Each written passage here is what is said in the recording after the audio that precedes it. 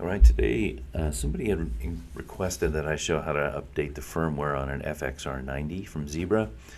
So I thought I would do that quick. There was a new release, I think, in April of 2025 that I probably haven't put on yet, but we'll see. So let's just go through this quickly. You can do all of this from a browser. I wouldn't do this if you have 50 readers, but if you have just one, this is probably the easiest way. Just go out. After you just Google Zebra FXR90 firmware download, you'll bring you to the Zebra page, and then go ahead and download that file, but keep it in the tarball state, okay? Don't extract it, so just keep that file. All right, so then we go back to the home page of the reader. You log in. Remember, this is kind of a goofy thing with this reader.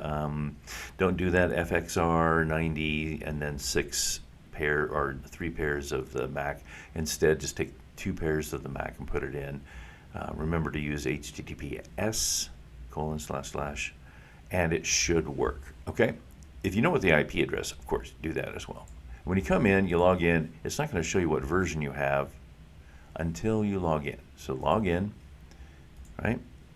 And then it will tell you what software version you have. Mine says 2.10, and I believe the latest now is 3.10. Yeah, so let's give it a shot, see if we can get this to work. We'll go up here. I don't see anything there. Where do I want to? Here we go, settings, down here in the bottom. And firmware update at the top. We're going to do file-based because we're just doing this all from the browser. Choose our file, and remember to choose the tarball, not the, let's see, it should be at the top here. BZ2, don't do that. Say all files, and then I just downloaded it, so it should be here somewhere. Let me see if I can find it. Oh, sorry, downloads. That always helps. There it is right there. Okay, once you select your tarball, then go ahead and hit open. You've selected it there. Forced update. Gee, what's that about? Well, let's just check it and see. And then we'll hit update. And again, this is going to take a while, so we are going to pause. And then, I'll come back when it's pretty much done. I'll give you a check on that estimate for 15 minutes as well to see if that's accurate or if it's 5 minutes instead, okay?